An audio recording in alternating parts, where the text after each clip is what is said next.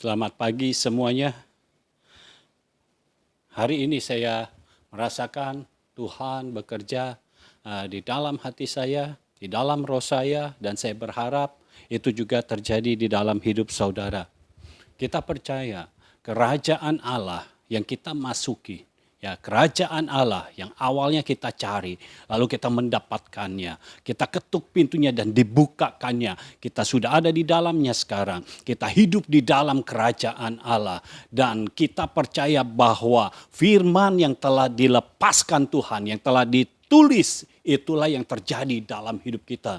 Ketika kita mengutamakan kerajaan Allah dan kebenarannya, maka semuanya itu adalah yang dicari oleh bangsa-bangsa yang tidak mengenal Allah. Semuanya itu akan ditambahkan kepada kita. Dan kita percaya bahwa segala sesuatu kalau ditambahkan oleh Tuhan artinya tidak akan pernah berakhir. Karena akan ada selalu yang ditambahkan lagi, yang ditambahkan lagi. Inilah kasih karunia Tuhan yang tidak pernah habis-habisnya dalam hidup kita. Dan kita harus tahu bahwa kalau kita diberkati oleh Tuhan, ditambahkan oleh Tuhan, itu bukan hanya soal makan, soal minum, dan soal pakai. Karena firman Tuhan katakan semua yang dicari oleh bangsa-bangsa yang tidak mengenal Allah. Jadi mereka mencari, artinya mereka dengan bekerja keras, mereka banting tulang mencari. Sedangkan kita sudah hidup di dalamnya. Nah, semua yang mereka cari, semua bangsa-bangsa yang tidak mengenal Allah itu mencari. Apa yang mereka cari? Mereka mencari uang, mereka mencari harta benda, mereka mencari pengaruh, mereka mencari kekuasaan. Semuanya itu akan ditambahkan kepada kita oleh Tuhan sendiri. Jadi bukan hanya soal makan, minum, dan pakai saja, tetapi semua. Kalau saudara bisa tahu apa saja yang dicari oleh bangsa-bangsa yang tidak mengenal Allah, apa saja yang dicari oleh orang-orang yang tidak mengenal Allah, itu akan ditambahkan kepada kita. Seberapa banyak yang saudara tahu, itu semua akan ditambahkan kepada kita. Dan sekali lagi saya mau katakan kepada saudara, ketika ditambahkan, artinya akan ada terus dan terus. Ditambahkan lagi, ditambahkan lagi, ditambahkan lagi. Ya, jadi hidup di dalam kerajaan Allah ini bukan keuntungan bagi Tuhan, karena Tuhan sudah hidup dalam kerajaannya.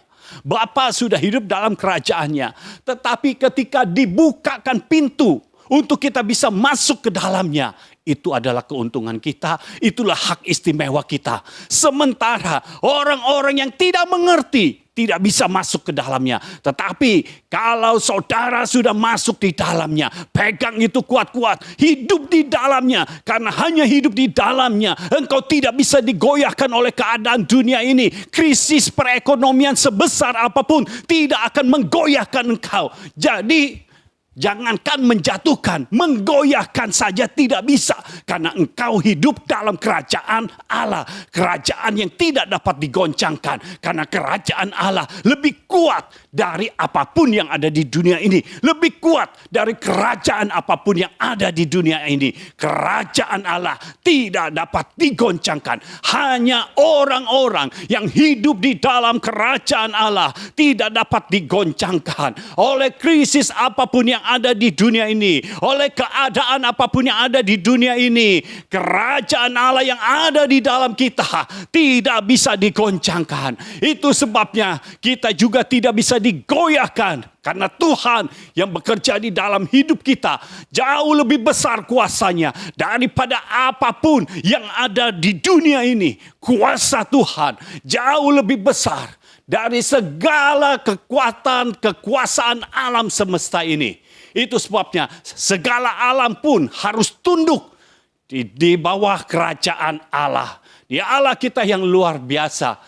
Dan puji Tuhan, karena Yesus sudah menebus dosa-dosa kita. Yesus sudah menjadi kepala bagi kita. Dan kita adalah tubuhnya. Sehingga semua yang ada di bawah kaki Yesus berarti ada di bawah kaki kita juga. Artinya segala sesuatu sekarang ada di bawah kaki kita. Namanya apa? Semua nama yang dapat disebutkan tetap ada di bawah dari nama di atas segala nama, yaitu Tuhan Yesus Kristus kita. Haleluya. Jadi segala sesuatu ada di bawah kita. Segala masalah, segala problema ada di bawah kita. Artinya kalau kita ada masalah, ya, itu kita bisa atasi karena kita ada di atas. Kita bukan ada di dalam masalah, kita ada di atas masalah. Ya, kita diberikan kuasa oleh Tuhan untuk kita menjadi eklesianya, menjadi kepanjangan tangan Tuhan, sehingga kuasa dari Tuhan yang diberikan kepada kita, kita lakukan juga. Bukan Tuhan sendiri yang melakukannya, tetapi Tuhan melakukannya melalui kita. Tuhan mau representasinya di muka bumi ini bisa dilihat oleh yang lain. Karena ini waktunya orang-orang benar dibangkitkan. Ini waktunya orang-orang benar di-establishkan. Karena bulan Agustus dan bulan September ini menjadi bulan yang sangat penting bagi orang-orang benar. Bagi orang-orang percaya. Karena di bulan inilah Tuhan akan membuat lompatan yang besar di dalam hidupmu. Apapun yang belum pernah terjadi dalam hidupmu, mulai terjadi di dalam hidupmu. Dan Tuhan mulai bekerja di dalam hidupmu. Ada lompatan yang signifikan terjadi dalam hidupmu. Oh, kalau dulu engkau pernah mengalami lompatan kecil, tetapi sekarang berbeda. Engkau mengalami lompatan besar. Ketika engkau mengalami lompatan kecil, engkau turun kembali. Tetapi kali ini, pada bulan-bulan ini, pada tahun ini, ketika engkau mendapatkan lompatan yang besar, maka engkau tidak pernah akan turun lagi. Karena tangan Tuhan yang menopang, tangan Tuhan yang memegang engkau. Hiduplah di dalam kerajaan Allah, maka semuanya akan ditambahkan kepadamu. Engkau bisa merebut kembali semua yang hilang, karena engkau dulu hidup secara sia-sia. Engkau hidup bukan di dalam Tuhan. Itu banyak yang hilang dari hidupmu. Mungkin engkau pernah investasimu hilang kemana tidak tahu. Engkau punya harta benda, engkau mungkin pernah ditipu orang, hilang, ya. Orang-orangmu yang engkau kasihi juga hilang. Tetapi ini waktunya. Engkau sudah diberikan kekuatan oleh Tuhan. Karena bukan dengan kuat dan gagah kita, tetapi oleh Roh Tuhan. Maka kita bisa merebut kembali segala sesuatu yang pernah hilang dari hidup kita. Oh, ini waktunya. Ini bulan-bulan. This is the time. This is His time. Ini waktunya Tuhan mau bekerja di tengah-tengah kita. Rebut kembali semua yang pernah hilang dari hidupmu, rebut kembali, dan saya percaya Tuhan akan mengembalikannya berkali-kali lipat dengan kualitas yang jauh lebih baik lagi, dengan kuantitas yang jauh lebih banyak lagi, karena Tuhan memiliki segala sesuatu yang tidak ada batasnya. Tuhan tidak terbatas, sehingga kalau Dia memberkati kita, Dia mengembalikan kepada kita, semua akan diberikan. Semuanya bisa saja diberikan. Ditambahkan lagi. Karena Dia Allah kita yang luar biasa. Dia Allah kita yang berdaulat. Langit, bumi, laut beserta dengan segala isinya adalah milik Tuhan. Sehingga Dia akan memberikannya kepada orang yang diperkenannya. Kalau engkau adalah orang yang berkenan kepada Tuhan, maka ini hanya masalah waktu. Dengar, ini hanya masalah waktu. Tetapi sekarang saya mau katakan, waktunya sudah ditentukan oleh Tuhan. Waktunya sudah ditetapkan oleh Tuhan. Dalam bulan Agustus September ini, Tuhan akan membuat itu terjadi di dalam hidupmu. Hal-hal yang signifikan terjadi dalam hidupmu. Sehingga kehidupanmu mulai mengalami perubahan. Orang-orang bisa melihat engkau bisa menjadi contoh dan pola bagi yang lainnya. Oh, tiba-tiba saja engkau berubah, keadaanmu berubah, dan orang bisa melihat ini bukan karena perbuatan tangan manusia, tetapi ini karena perbuatan tangan Tuhan sendiri. Karena Tuhan yang bekerja, maka segala sesuatu harus terjadi sesuai dengan firman-Nya. Haleluya. Tapi di zaman akhir ini, dengan segala yang kita miliki, dengan kita hidup dalam kerajaan Allah, kita harus hati-hati terhadap penyesatan. Kita harus waspada terhadap penyesatan. Karena firman Tuhan katakan, pada zaman akhir akan terjadi penyesatan. Akan ada penyesatan. Nah, bagaimana penyesatan itu terjadi? Nah, kita harus tahu supaya apa? Supaya kita waspada. Karena kalau firman Tuhan sudah mengatakan waspada terhadap penyesatan, artinya ini sesuatu yang penting. Dan ini dikatakan di dalam kitab Injil, waspada. Ya, beberapa kali dikatakannya, artinya ini benar-benar penting. Penyesatan itu akan terjadi. Dan kita harus tahu, penyesatan bukan terjadi di luar gereja. Karena penyesatan itu awalnya berasal dari orang-orang benar. Dari orang-orang percaya. Kalau dari orang yang enggak benar, itu bukan penyesatan. Udah sesat dari awalnya. Jadi ini bukan penyesatan. Memang sudah sesat dari awalnya. Tapi kalau berasal dari orang benar pada awalnya. Karena kekecewaan, karena sakit hati. Sehingga menyimpang dari jalan Tuhan. Ini penyesatan. Itu sebabnya Tuhan katakan waspadalah. Ada beberapa hal yang harus kita ketahui terlebih dahulu. Sebelum kita tahu apa itu penyesatan, kita harus tahu terlebih dahulu apa itu kerajaan Allah. Karena kita harus tahu yang benarnya terlebih dahulu, supaya kita bisa ada pembandingnya antara yang benar dan yang sesat. Ya. Mari kita baca Roma 14 ayat 17. Roma 14 ayat 17. Oh, haleluya. Sebab kerajaan Allah bukanlah soal makanan dan minuman, tetapi soal kebenaran, damai sejahtera, dan sukacita oleh Roh Kudus. Jadi, kerajaan Allah bukan makanan dan minuman, tetapi kebenaran, damai sejahtera, dan sukacita oleh Roh Kudus. Nah, inilah adalah tanda-tandanya. Jadi saudara bisa catat di poin nomor 1, tanda kerajaan Allah bukan makanan dan minuman, tetapi kebenaran, damai sejahtera, dan sukacita oleh Roh Kudus. Nah, kalau kita baca di Lukas 17 ayat 20,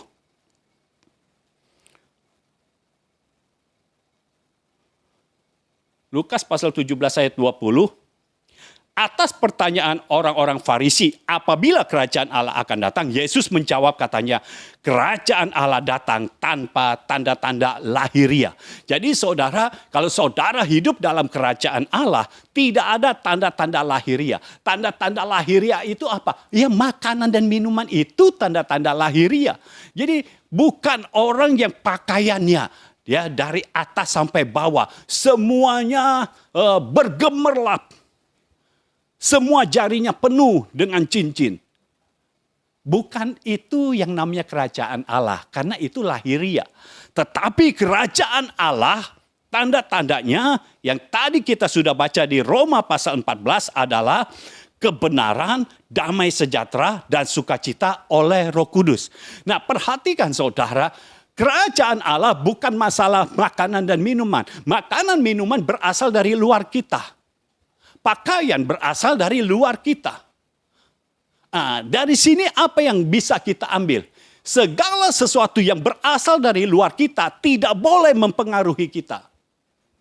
Tetapi segala sesuatu yang berasal dari dalam kita, itu yang harus mempengaruhi yang lainnya.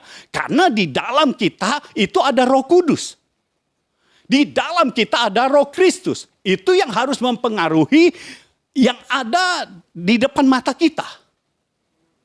Bukan yang ada di depan mata kita mempengaruhi apa yang ada di dalam kita. Jadi saya berharap ini waktunya. Bukan saudara menerima berkat, lalu saudara bersukacita. Tetapi ini sekarang dibalik. Saudara sudah ada sukacita. Berkat datang. Haleluya. Tuhan sedang bekerja saat ini. Biar sesuatu yang benar itu terjadi di dunia ini, di muka bumi ini. Karena kejahatan harus stop. Segala bentuk kejahatan harus stop. Segala bentuk dosa harus stop. Orang-orang benar harus dibangkitkan. Harus keluar dari tempat persembunyiannya. Dan Tuhan yang akan melakukan ini semua. Mungkin bagi manusia ini mustahil, tetapi bagi Allah tidak ada yang mustahil. Dan bagi orang yang percaya tidak ada yang mustahil. Mari kita lihat tanda-tanda kerajaan Allah, kebenaran, damai sejahtera, dan sukacita oleh Roh Kudus. Kebenaran, kita mau lihat dari Yohanes. Tentang kebenaran, kita lihat dari Yohanes. Yohanes pasal 8 ayat 31 dan 32. Maka katanya kepada orang-orang Yahudi yang percaya kepadanya.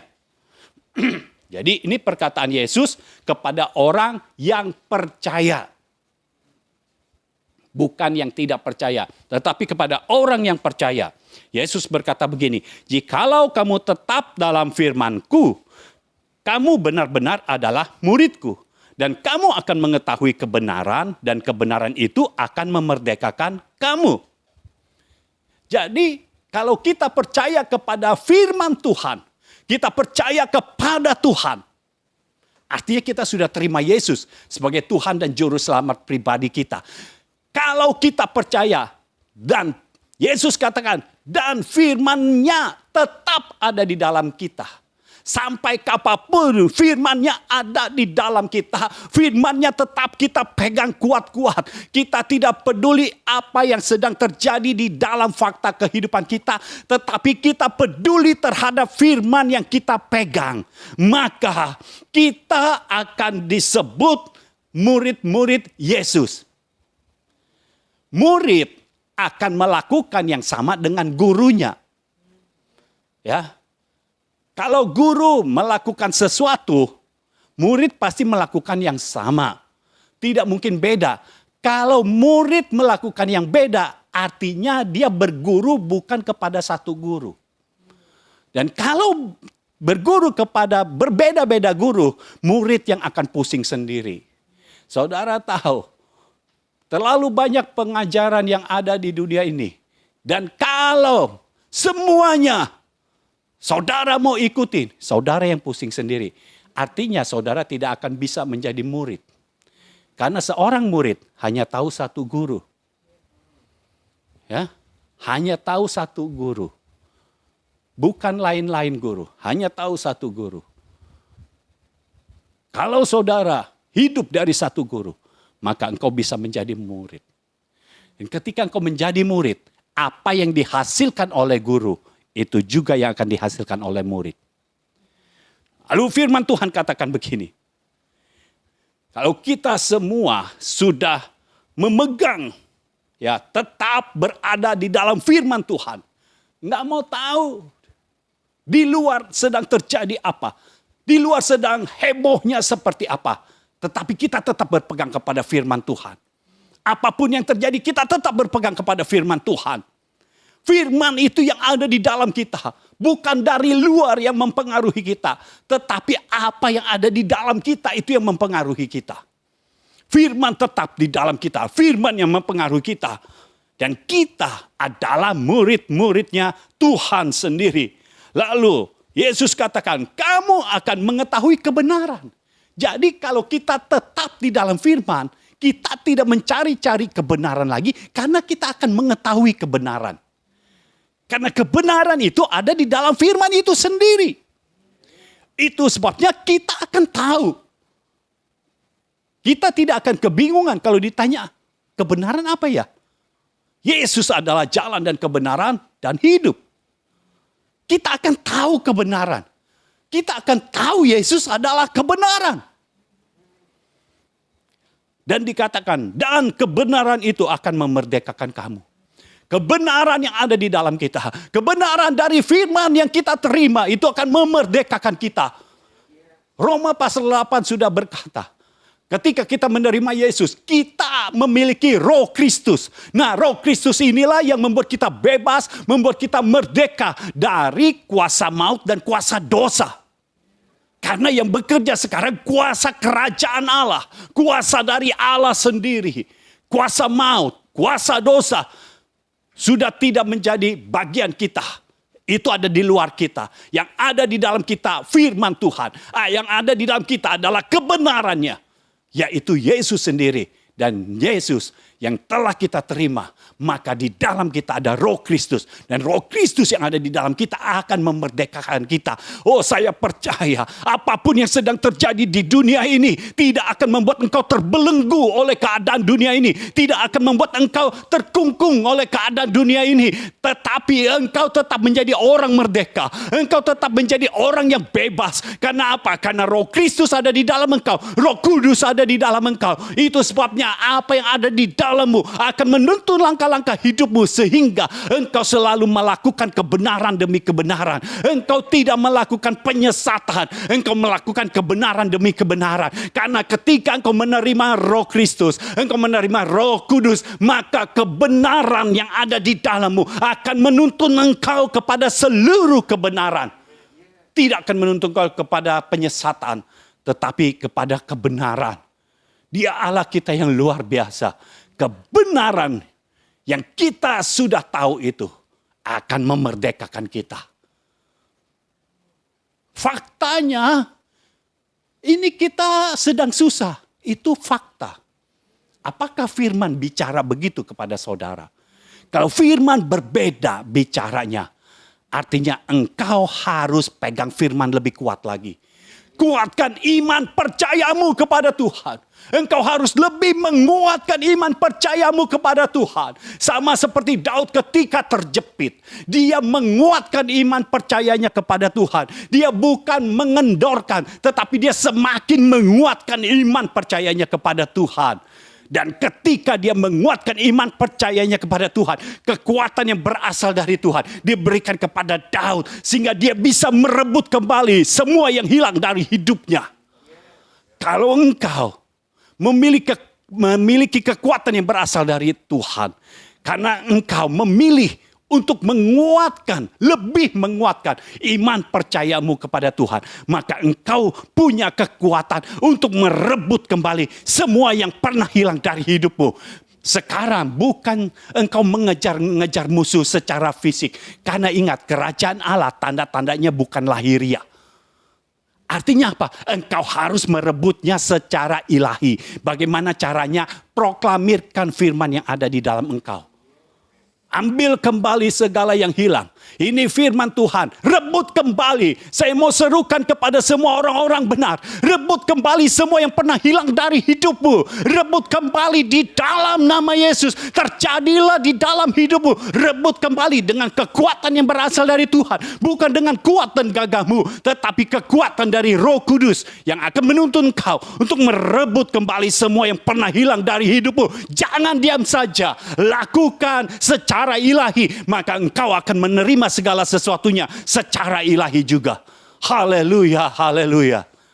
Inilah yang akan terjadi. Dia Allah kita yang luar biasa.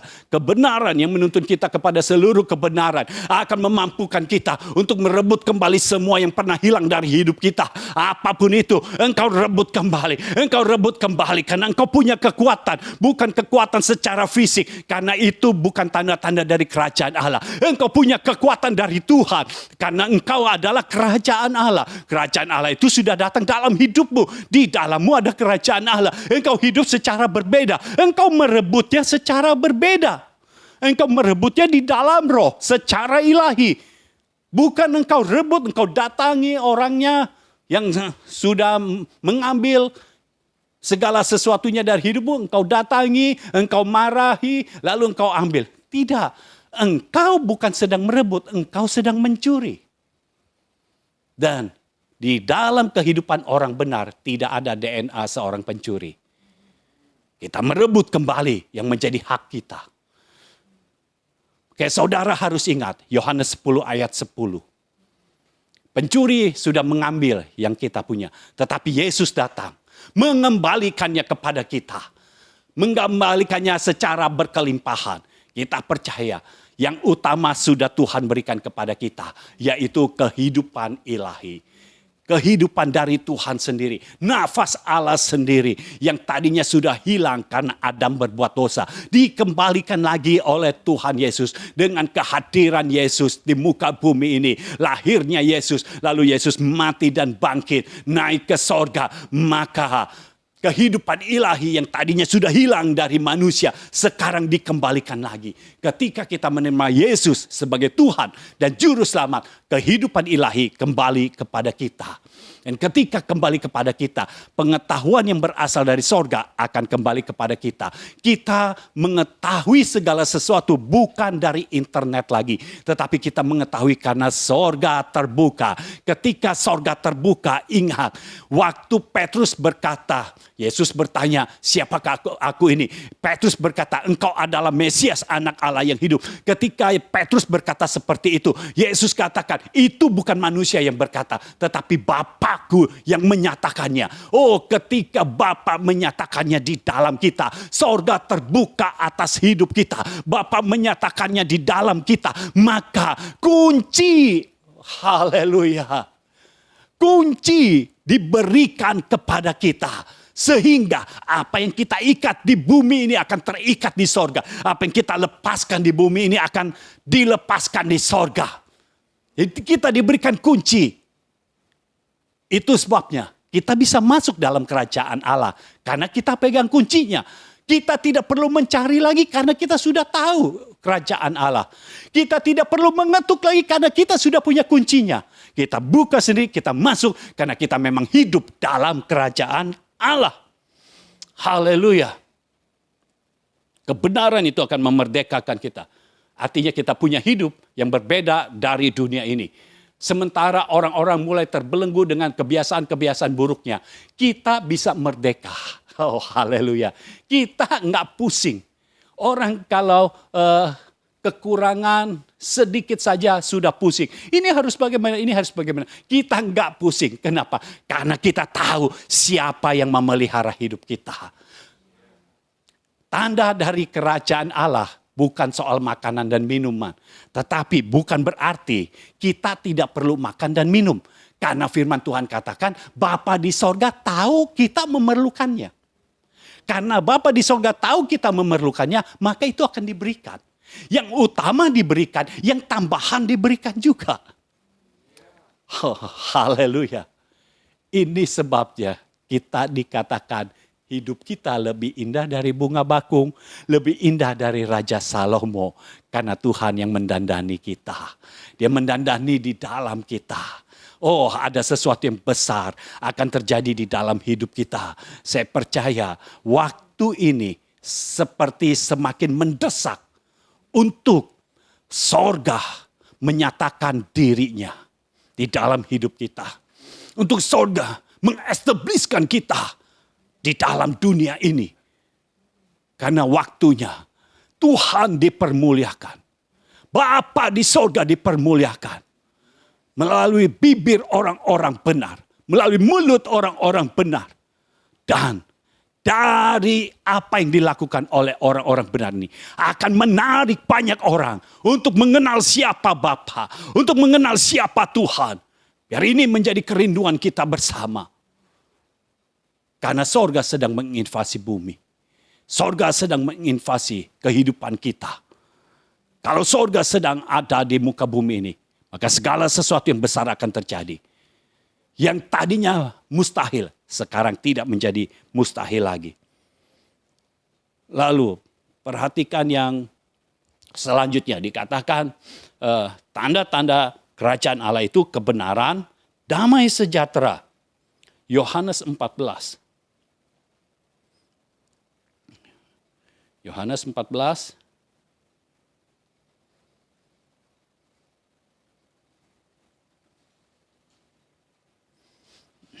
Ayat 27. Damai sejahtera ku tinggalkan bagimu. Damai sejahteraku ku berikan kepadamu. Dan apa yang ku berikan tidak seperti yang diberikan oleh dunia kepadamu. Janganlah gelisah dan gentar hatimu. Damai sejahtera yang diberikan ini bukan dari dunia ini. Tetapi dari Tuhan sendiri. Ini produk sorga, saudara. Damai sejahtera ini produk sorga. Lalu kalau saudara berkata, saya bisa damai karena dunia ini. Itu bukan produk sorga. Damai yang dari dunia ini bukan produk sorga. Ya, engkau merasakan damai kalau engkau punya uang yang banyak. Engkau merasakan damai. Engkau merasakan sejahtera kalau engkau punya harta benda apapun juga. Punya harta benda yang banyak. Itu damai sejahtera yang bukan dari Tuhan. Ya, damai sejahtera dari dunia ini akan membuat kita damai sebentar saja. Tidak permanen.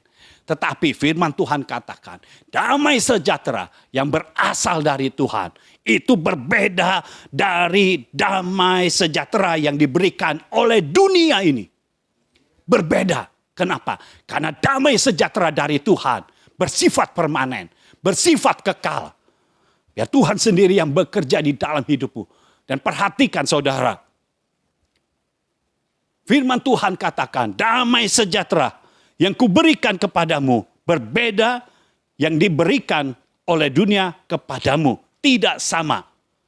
Lalu dikatakan, janganlah gelisah dan gentar hatimu. Damai sejahtera yang diberikan oleh Tuhan kepada kita tidak akan membuat kita gelisah, tidak akan membuat kita gentar. Tetapi akan membuat kita benar-benar damai sejahtera. Karena damai sejahteranya terus ada.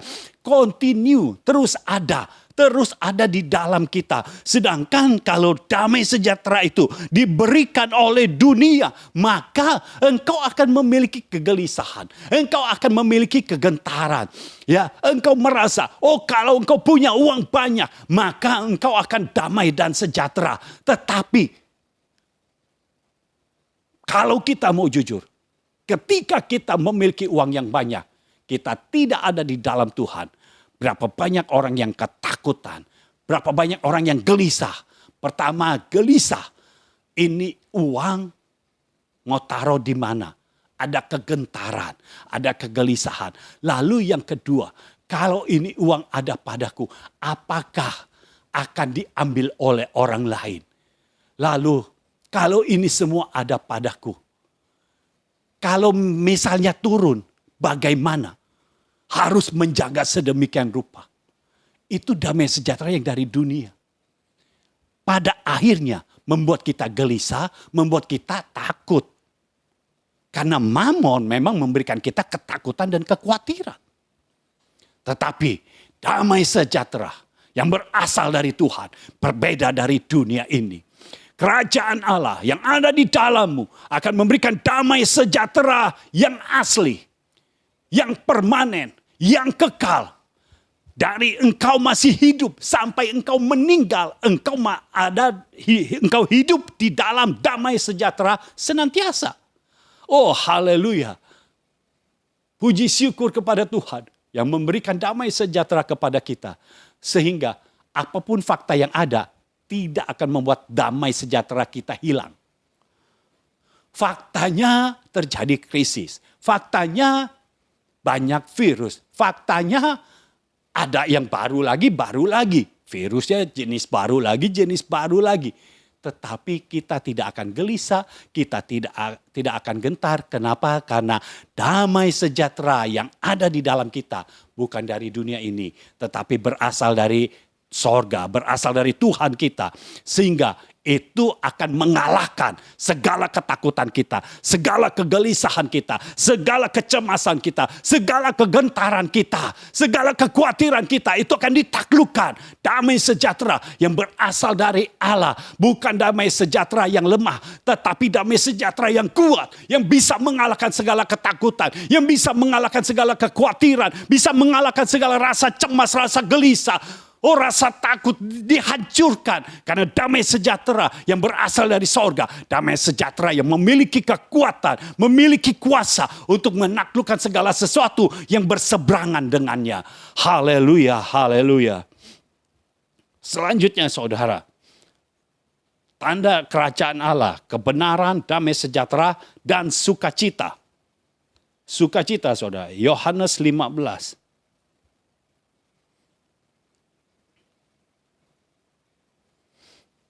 Mulai ayat 9. Seperti Bapa telah mengasihi aku, demikianlah juga aku telah mengasihi kamu. tinggallah di dalam kasihku itu. Jikalau kamu menuruti perintahku, kamu akan tinggal di dalam kasihku. Seperti aku menuruti perintah Bapakku dan tinggal di dalam kasihnya. Semuanya itu kukatakan kepadamu supaya sukacitaku ada di dalam kamu dan sukacitamu menjadi penuh. Jadi saudara, kalau kita mau sukacita yang berasal dari Tuhan, itu sama seperti Bapa telah mengasihi Yesus. Demikianlah Yesus mengasihi kita. Artinya kita harus tinggal di dalam kasih yang jenisnya seperti ini. Ini kasih apa? Ini kasih agape. Ini kasih yang tidak mengharapkan pamrih. Ini kasih bukan yang kalau melakukan sesuatu yang baik, karena menginginkan sesuatu. Kenapa bekerja? Karena mau gaji. Kita tidak bisa bekerja tanpa digaji. Ya. Kenapa kita harus bantu orang lain? Karena supaya dapat upah. Kenapa kita mau menghormati orang lain? Supaya kita dihormati. Nah, kasih di dalam Tuhan tidak seperti itu. Kasih di dalam Tuhan, begitu ada kasih di dalam kita untuk mengasihi orang lain, maka kasih kita tulus. Kita tidak mengharapkan sesuatu. Itu sebabnya kalau orang yang tinggal di dalam kasih Tuhan, tidak mungkin orang ini bisa menjadi penyesat. Karena penyesat tidak memiliki kasih yang dari Tuhan. Pasti kasihnya kasih secara manusiawi. Kasih secara manusiawi itu tergantung apa yang saudara lakukan. Tergantung apa yang di luarnya itu melakukan apa, baru ada kasih. Ya, kalau orang lain bisa mengasihiku, maka aku akan mengasihi dia. Itu kasih manusia. Tapi kasih Allah berbeda. Karena firman Tuhan berkata, Yesus datang ke dunia ini pada saat kita masih berdosa. Yesus mengasihi. Bapa mengasihi dunia ini sehingga anaknya diutus. Yesus diutus ke dunia ini pada saat kita masih berdosa. Kita belum bisa membalas kasih Tuhan. Tetapi Yesus sudah hadir. Itulah kasih agape. Sudah tahu kita tidak dapat membalas kasihnya. Tetapi Yesus tetap lahir ke dunia ini. Itulah kasih agape. Bisakah kita memiliki kasih seperti ini? Engkau melihat orang, kalau saya mengabarkan Injil ke situ, percuma. Enggak tahu terima kasih. Saudara, memang kita tidak perlu tahu orang lain mau berterima kasih atau tidak kepada kita. Tetapi yang kita tahu, Tuhan ada di dalam kita. Kita mengucap syukur kepada Tuhan karena kasih-Nya akan membuat kita hidup di dalam kasih sorgawi, bukan kasih manusiawi. Bukan yang lahiriah. Tetapi yang rohani itu yang bekerja di dalam kita. Dan kalau kita ada di dalam kasih yang jenisnya seperti ini, maka kita bisa menuruti perintah Tuhan. Jadi saudara perhatikan, kalau saudara tidak memiliki kasih yang sama seperti yang Tuhan miliki, yang Yesus miliki, maka engkau tidak bisa menuruti perintah Tuhan. Engkau bisa melayani, engkau bisa pelayanan, ya. Engkau bisa menyampaikan kabar baik kepada orang-orang. Engkau bisa memberitakan Injil kepada orang-orang. Tetapi kalau engkau tidak memiliki kasih, apa yang engkau lakukan itu tidak sesuai dengan kehendak Tuhan. Engkau melayani, engkau memberitakan Injil. Masalahnya, itu semua perbuatan baik. Masalahnya, apakah Tuhan mau engkau melakukan yang seperti itu? Apa yang Tuhan mau? Apa yang Tuhan mau? Kita akan mengetahuinya.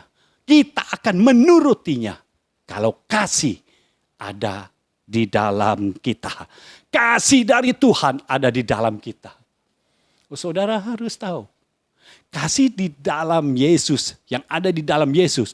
Kalau itu ada di dalam kita, maka kita itu gak peduli lagi dengan kehendak kita sendiri. Kita gak peduli lagi dengan keinginan kita sendiri.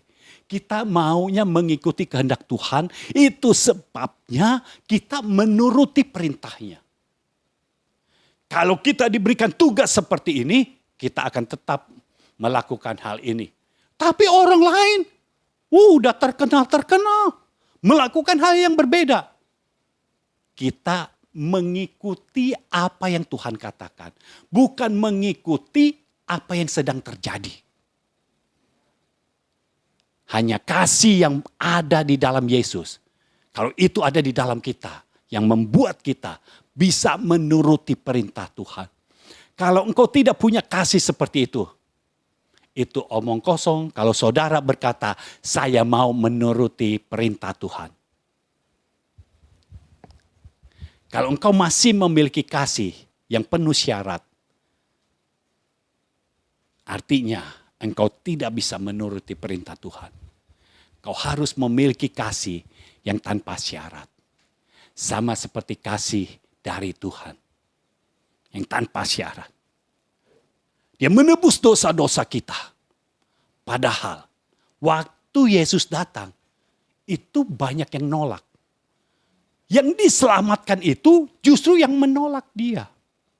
Yang berkata Hosana, Hosana. Justru itu orang yang berkata salibkan dia, salibkan dia. Kalau kita memiliki kasih yang seperti ini perlu saudara renungkan. Saudara memiliki kasih yang seperti ini, baru bicara tentang mengikuti kehendak Tuhan. Baru bicara kita mau menuruti perintah Tuhan. Karena kalau tanpa kasih seperti itu, percuma.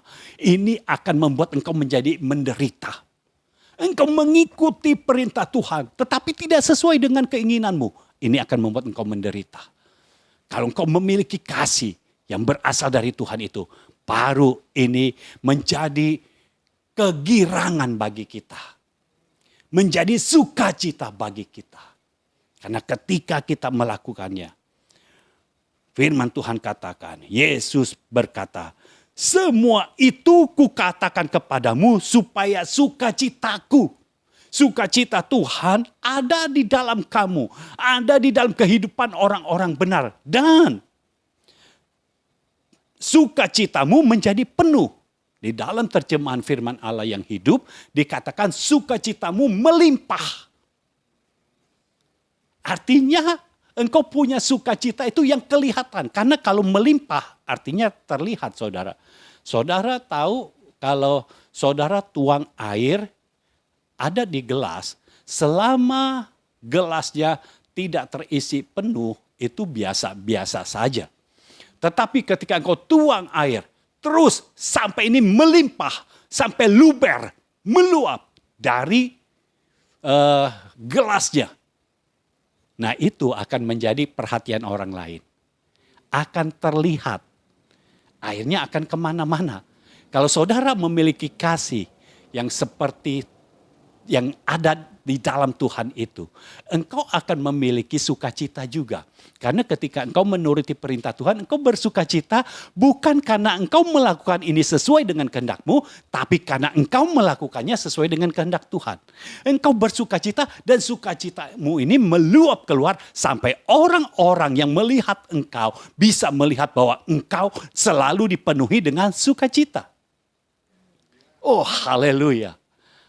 Saya berharap ini renungan yang cukup mendalam sehingga saudara perlu renungkan dan renungan terus sampai engkau menjadi sama seperti Tuhan kita.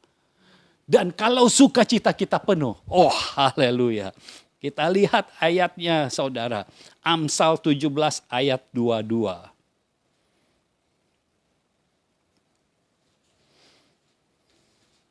Amsal 17 ayat 22. Mungkin sudah banyak yang hafal, tapi kita baca saja ayatnya. Hati yang gembira adalah obat yang manjur. Tetapi semangat yang patah mengeringkan tulang. Saudara, hati yang gembira adalah obat yang manjur. Ini adalah prinsip secara umum. Artinya, di luar kasih Tuhan, kalau saudara bisa bergembira, engkau bisa mematahkan segala sakit penyakit. Kalau engkau bergembira saja, ya, engkau bisa mengalahkan sakit penyakit. Berapa banyak kesaksian yang mengatakan bahwa penderita kanker, penderita kanker yang sudah divonis hanya tinggal berapa bulan lagi hidup, tetapi bisa bertahan hidup sampai panjang umur. Kenapa? Dia tidak memikirkan penyakitnya, dia selalu gembira. Lalu saudara, sekarang dikatakan kalau kita memiliki kasih dari Tuhan itu, kita akan menuruti perintah-perintah Tuhan. Dan karena kita menuruti perintah-perintah Tuhan itu membuat kita sukacita. Membuat kita bersukacita. Dan sukacita ini diberikan oleh Tuhan dengan melimpah sampai meluap. Bisa bayangkan kita mau sehat seperti apa. Kalau hati yang gembira saja, saudara bisa gembira saja, maka engkau akan bebas dari sakit penyakit. Lalu kalau kita sukacita yang berasal dari sorga, meluap, blueber. Mau sehat seperti apa kita?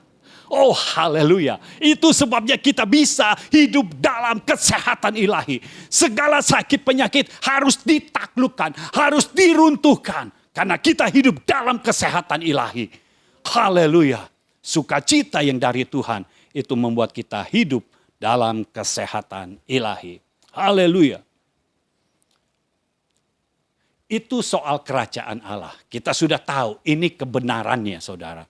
Bahwa dalam kerajaan Allah kita harus melihat, kita harus memiliki kebenaran, damai sejahtera dan sukacita. Itu tanda-tandanya. Dalam Matius 24 ayat 4 dan 5. Ya. Kita kembali kepada topik kita, Matius 24 ayat 4 dan 5 berkata, jawab Yesus kepada mereka, waspadalah supaya jangan ada orang yang menyesatkan kamu. Sebab banyak orang akan datang dengan memakai namaku dan berkata, akulah Mesias. Dan mereka akan menyesatkan banyak orang. Nah Yesus katakan, waspadalah. Jadi mungkin saudara bisa tulis poin yang kedua. Waspada supaya jangan ada orang yang menyesatkan kamu. Saudara sudah tahu kebenaran ini. Tetapi masalahnya akan ada banyak orang mau menyesatkan. Nah Yesus katakan waspadalah supaya jangan ada yang menyesatkan kamu. Dalam bahasa Inggris menyesatkan ini pakai kata mislead. Artinya salah memimpin. Hati-hatilah, waspadalah. Siapa yang memimpin kamu?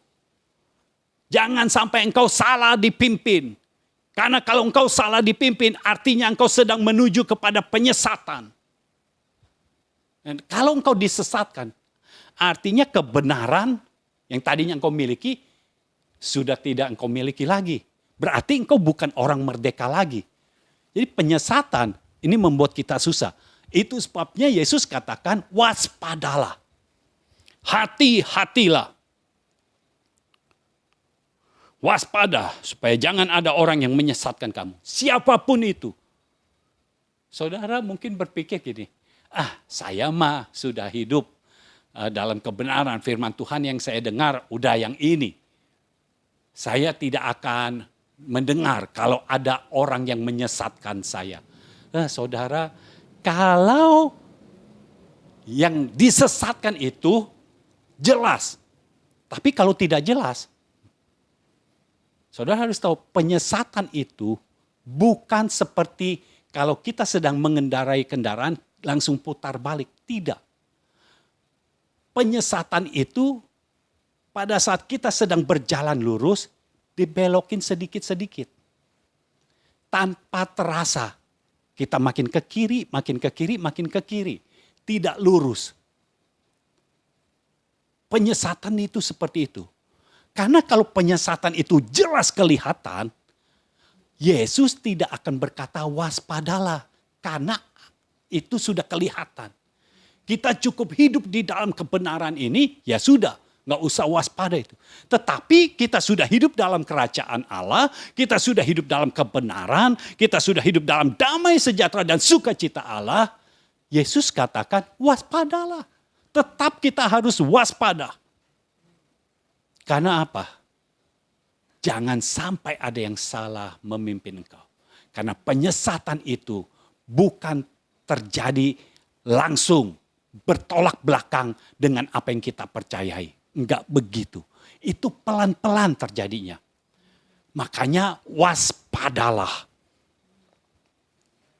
Lalu dalam Lukas 21 ayat 8, jadi saudara tahu kalau saudara berjumpa dengan ini, apa yang harus saudara lakukan? Lukas 21 ayat 8, jawab Yesus, waspadalah supaya kamu jangan disesatkan.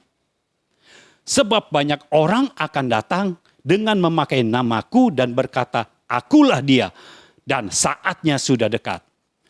Janganlah kamu mengikuti mereka. Jadi Yesus beritahu, kalau engkau tahu ada penyesatan, engkau langsung ngeh gitu. Ini sesat. Jangan ikuti mereka. Jangan berkata, saya kan kuat. Saya kan udah dapat pengajaran yang kuat. Nggak apa saya ikuti di sini dulu. Saya tetap kuat. Kalau Yesus sudah berkata, waspadalah. Artinya ini sesuatu yang bisa mengubah kehidupan kita.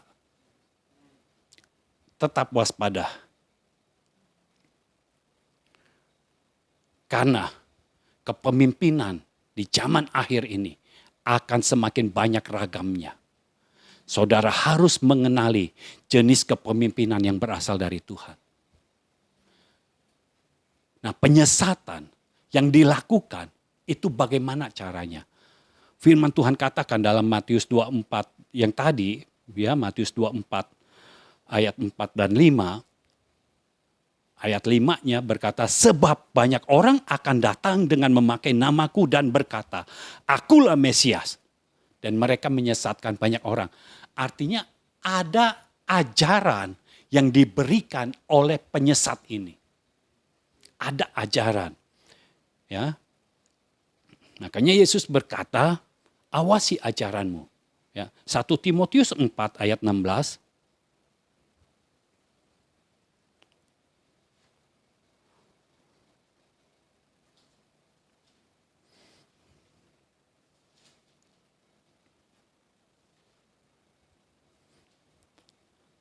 1 Timotius 4 ayat 16, awasilah dirimu sendiri dan awasilah ajaranmu. Bertekunlah dalam semuanya itu, karena dengan berbuat demikian engkau akan menyelamatkan dirimu dan semua orang yang mendengar engkau. Jadi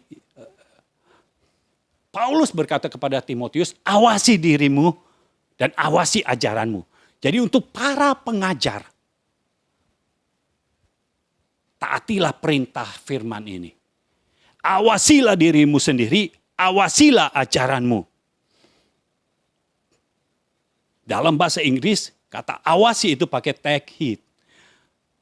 Kira-kira kalau kita mau ya terjemahan yang lebih siap lagi, yang lebih tajam lagi, itu artinya ambil perhatian. Benar-benar kita harus ambil perhatian terhadap diri kita sendiri. Nah, mungkin lebih jelasnya kita lihat dalam firman Allah yang hidup. 1 Timotius 4 ayat 16, versi firman Allah yang hidup. Berhati-hatilah dalam segala sesuatu yang kau lakukan dan pikirkan. Tetaplah mengabdi kepada kebenaran, maka Allah akan memberkati dan memakai engkau untuk menolong orang lain. Jadi berhati-hatilah dalam segala sesuatu yang kau lakukan dan pikirkan. Itu terjemahan firman Allah yang hidup. Artinya saudara kalau mengawasi diri sendiri dan mengawasi ajaran yang kita mau ajarkan, kita harus berhati-hati, kita harus ambil perhatian dengan segala sesuatu yang kita lakukan dan pikirkan. Mungkin saudara pikir, apa hubungannya? Kalau kita mengajar ini kan melalui mulut. Apa hubungannya dengan apa yang kita lakukan dan apa yang kita pikirkan? Ada saudara. Karena semua orang yang ada di dalam Tuhan, semua orang yang menjadi murid Tuhan haruslah mengajar, berkhotbah dari apa yang sudah dilakukan. Dan harus melakukan apa yang dikhotbahkan. Jadi kita tidak bisa, kita mengajar tetapi kita belum melakukan. Lalu sudah diajar, kita tidak melakukan apa yang diajarkan. Kita tidak bisa hidup seperti itu. Karena sebagai murid Tuhan, tingkah laku kita, pikiran kita, dengan apa yang keluar dari mulut kita, tidak akan berbeda. Semua sama. Karena Tuhan yang ada di dalam kita adalah satu. Nah, kalau saudara yang tidak mengajar, artinya saudara perhatikan, ambil perhatian pengajaran yang engkau terima, ajaran yang engkau terima. Bagaimana cara memperhatikannya? Perhatikan ini. Apa yang kamu dengar? Perhatikan itu. Siapa yang kamu dengar? Bagaimana cara kamu mendengar? 3 pertanyaan ini menjadi dasar bagi kita. Apa yang sedang kita dengar? Perhatikan baik-baik. Tidak semua orang khotbah harus kita dengar. Tidak semua pengajaran harus kita dengar. Kita harus pilih. Siapa yang kita dengar? Ini menentukan. Karena kalau engkau tidak bisa menerima siapa yang engkau dengar, maka yang akan masuk ke dalam hidupmu itu sedikit. Dan firman Tuhan katakan, kalau engkau tidak memiliki secara berkelimpahan, maka apa yang ada padamu justru akan diambil juga. Tapi kalau engkau sudah memiliki, engkau akan ditambahkan lagi. Jadi siapa yang engkau dengar itu menentukan firman yang ada di dalam engkau. Karena kalau orang sudah mendengar dan sudah mengajar engkau, engkau harus menerima bukan hanya ajarannya saja, tetapi orangnya harus engkau terima.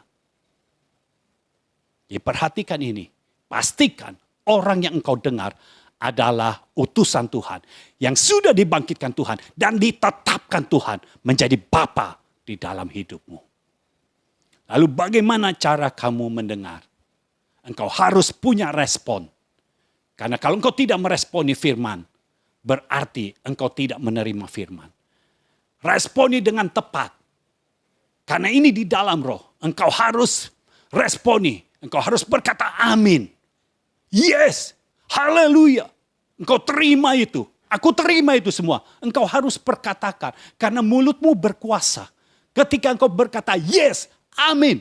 Maka ajaran yang diberikan oleh hamba Tuhan datang di dalam hidupmu itu menjadi satu. Ingat firman Tuhan katakan 2 saksi itu sah. Artinya benih firman yang masuk di dalam hidupmu adalah legal. Sah menjadi milikmu. Resmi menjadi milikmu. Dan kalau benih firman menjadi milikmu hanya tinggal masalah waktu. Engkau akan melihat penggenapan firman. Haleluya. Saya berharap ini baru pembukaan dari penyesatan. Dari ajaran tentang penyesatan. Dan saya berharap dari apa yang sudah diajarkan ini, saudara mulai melihat keberadaanmu sendiri. Mulai melihat apa yang engkau ajarkan. Dan kalau engkau bukan pengajar, engkau mulai melihat apa yang diajarkan kepadamu, siapa yang mengajar kepadamu. Dan bagaimana cara engkau merespon. Saya berharap ini dilakukan dalam hidupmu. Dan kerinduan saya, engkau memiliki kasih yang berasal dari Tuhan. Supaya sukacitamu penuh dan melimpah. Dan engkau menjadi pola bagi orang-orang yang ada di sekitarmu. Haleluya. Angkat tanganmu, kita berdoa kepada Tuhan. Bapa di surga, kami mengucap syukur kepadamu. Karena engkau telah memberkati kami dengan firman-Mu. Kami percaya firman yang tertanam di dalam hati kami. Ini akan terus tertanam. Kami akan pegang terus. Kami akan tetap memegang di firman-Mu Tuhan. Dan kami hidup di dalam firman-Mu. Dan kami percaya ketika kami hidup di dalam firman-Mu. Maka kebenaran-Mu. Maka damai sejahtera-Mu, sukacita-Mu. Itu ada di dalam kami. Dan ketika kami memiliki itu semua. Artinya kami hidup dalam kerajaan-Mu. Dan di dalam kerajaan-Mu kami percaya kami tidak pernah hidup dalam kekurangan. Karena di dalam kerajaan-Mu kami hidup di dalam kelimpahan. Segala sesuatu yang menjadi milik kami akan menjadi milik kami. Terima kasih Tuhan. Bekerja terus Tuhan dalam kehidupan anak-anak-Mu. Bukakan pikiran mereka. Bukakan hati mereka Tuhan. Sehingga firman kerajaan benar-benar bisa tertanam kuat di dalam hati dan kehidupan mereka. Sehingga mereka bisa menikmati kerajaan Allah yang sesungguhnya. Terima kasih Bapa. Kami mengucap syukur kepadamu di dalam nama Yesus Kristus. Amin. Amin. Amin. Haleluya. Saudara, saya mau berikan pengumuman. Hotline chat kami 0821 1367 6675. Ya. Jadi hotline chat itu 0821 1367 6675. Saudara bisa berikan respon, bisa berikan kesaksian dari apa yang telah disampaikan. Saudara bisa berikan kesaksian supaya nama Tuhan lebih dipermuliakan lagi. Ya, kita punya crossover day juga. Ini pesan firman yang akan diberikan kepada saudara setiap hari Senin sampai Jumat. Ya, jadi kalau saudara mau, saudara tinggal WhatsApp saja hotline chat kami. Saudara tulis saja mau crossover day. Ya, lalu setiap Sabtu kita akan mulai jam 10 pagi waktu Jakarta karena ada beberapa yang dari luar kota dan luar negeri. 10 pagi waktu Jakarta. Bisa ikut live streaming melalui Instagram JGF Indonesia. Tapi kalau tidak bisa ikut live streaming, bisa lihat di channel YouTube Mulyono Sakaria. Ya, jadi saudara tidak ketinggalan pesan firman. Lalu, Kamis ini kita akan adakan prayer group. Jadi 2 minggu sekali, ya Kamis kemarin kita tidak adakan. Kamis ini kita akan adakan prayer group lagi. Bagaimana caranya? Daftar ke hotline chat supaya saudara bisa diberikan link Zoom. Karena ini akan dilakukan pakai Zoom. Ya, kita belum bisa kumpul-kumpul, jadi kita pakai Zoom. Ya, ini teknologi yang sudah disediakan, kita akan pakai ini. Ya, saya berharap semua ini akan memperlengkapi saudara dan saudara hidup dalam berkat Tuhan. God bless you.